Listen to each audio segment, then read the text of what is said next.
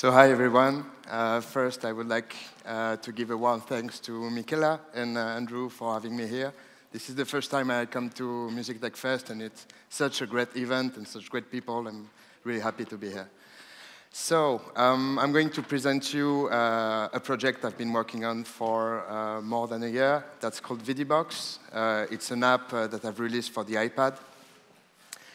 So first, in 2009, I founded Billaboop, which is a studio in which I wanted to release my own apps. So before, I've been working as one of the first developers of RJDJ, that you may know, or Chirp, this app that was presented a year ago here. So with Billaboop, I wanted to make apps that were focusing on music, on audiovisuals, and I have a deep interest in reactive apps and real-time processing.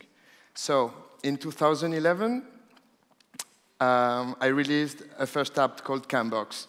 So CamBox had a very, very simple concept. You can see in this icon, you have a camera and you have a pad. So with the camera, you can record short fragments, like 1-second videos.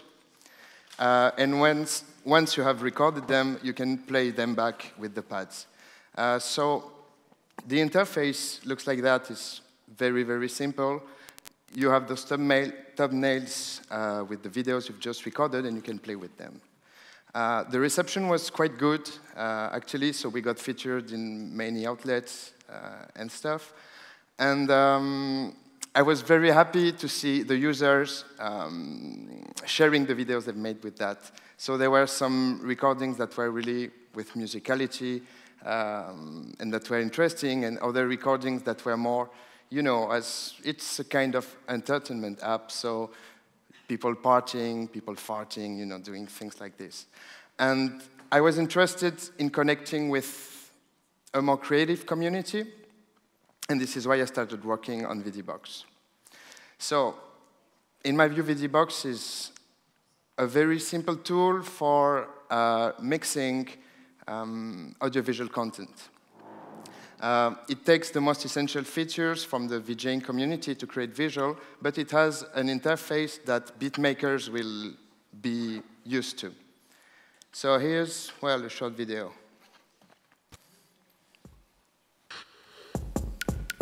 So you can see you still have those pads. You can trigger media.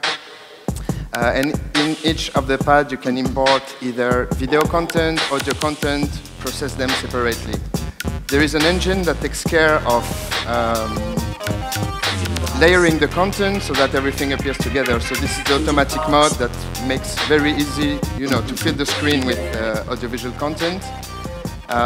Here, there is this import option that you simply drag media into the pads. You can trim the media, so you know, to adjust easily your project. There is this option, you know, to connect to an external projector, so you can create live shows with that or installations. I will talk further about this later. And yes, this is the basic concept of the app. So compared to CamBox, there was a huge, huge work in making an engine that could handle all these video streams and audio streams together. There is a sequencer, everything can be synchronized to it. You have quantization, so most features you can expect from a sequencer, but you have visuals at the same time. Then here's a video made by Eclectic Method, who's a good video DJ, I would say, DJ, VJ, who's been using it now. So first, Vidibox has been taking in the remixing community, and it's quite interesting to see what they've been able to do with that. It's, at the moment, really interesting to use in a live set if you have two iPads, because you can use it as you would use turntables, somehow. Okay, and then I will tell you what we've been doing to enhance the users of the app. So there is this connectivity thing that is important to me. At the beginning, iPhone, iPad apps were quite limited, were quite gadgetry, but something has been changing now. Some people are using them in real settings in their setup. So what's in Vidibox is quite simple, but allows to extend the app and to make it work with other things. So we first have this MIDI in and out, so you can trigger events with another app, with another hardware device. So we've been working with Arduino, Maki, for instance, in installations. You can work with digital audio workstations and things like this. And there is also something quite important, which is when you create projects, it's very easy to pack it and share it. So there is all this sharing that we've been using it a lot. It's a small project, but we've been able to communicate with all our user base because project sharing was so easy. And so, yes, we've been building this user community. I'm going to show you on our web page. I don't see anything. Do you see it now? Yeah? Okay, so these are the artists that have been collaborating with us. Many of them, we haven't met them physically, but we have some people more in the DJing community. We have Ezra, the beatboxer that was here last year. We also have jazz musicians that just wanted to try to create an interactive project with what they have, film directors, etc., etc. So, and this one also is a choreographer who wanted to make a dance installation and had no time to dig into how to make visual or how to set up something. So it's really accessible and it's really easy to use.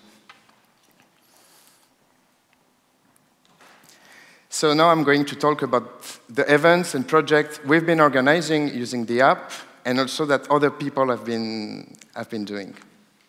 So this Sonar Showcase is the first thing I want to mention.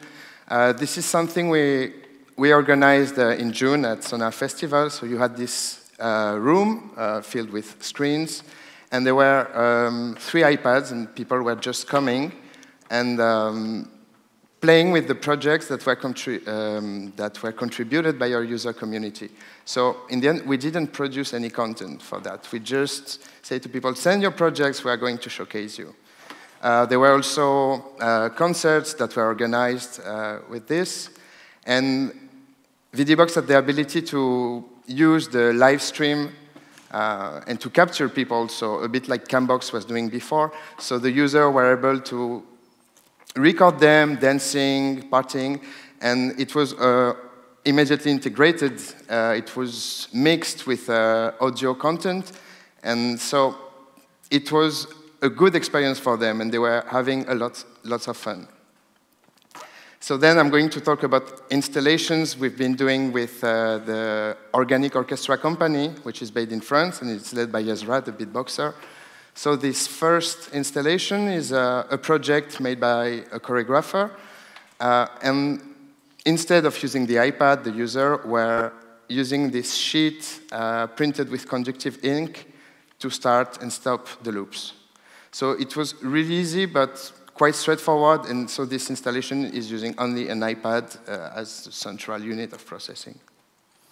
Then we've been working on an installation that was a bit more ambitious, that we presented a couple of weeks ago. So here you have a tunnel that is made with a translucent paper, and we were doing projections on it.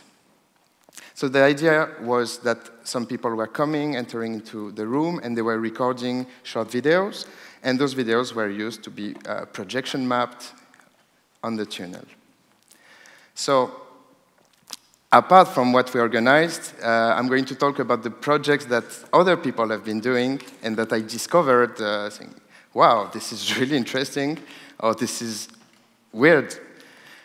So the first one is Bones, that was made by The Works. So here you had people drumming on animal skulls, and there was this audio to MIDI process that they had, and they were using Vidibox to project on top of it video material.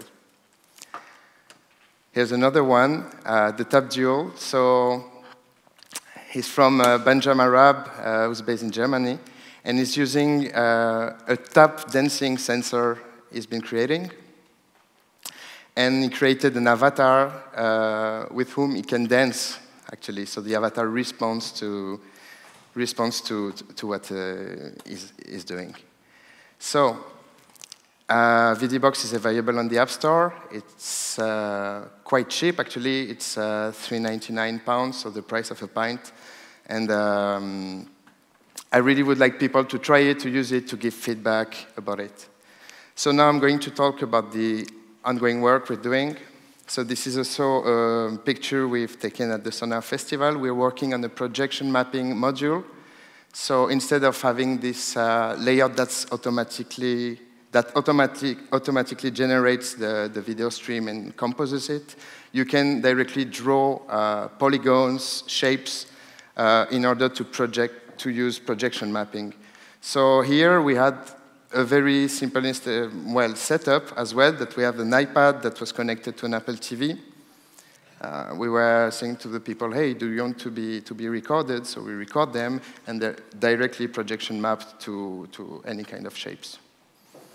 This is one thing, and the other thing is we're working on the iPhone version, because right now the interface, requires some real estate, and we worked a lot in order to make it accessible on small screens, because we really want to push this mobile AV makers community.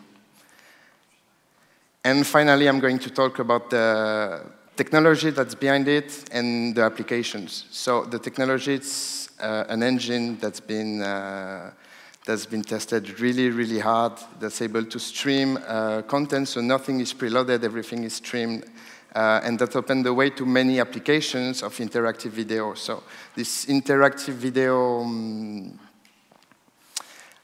interactive video applications are kind of rising, so maybe you've seen some months ago this video of Bob Dylan where you could change the video while the song was still playing.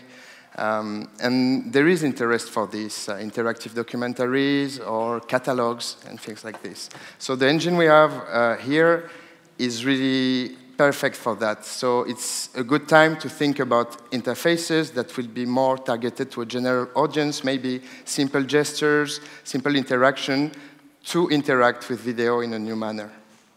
So that's pretty much it. Here's my mail if you want to contact with me. I'm really interested in getting feedback and getting ideas, what we can do with this. And that's all. Thanks a lot.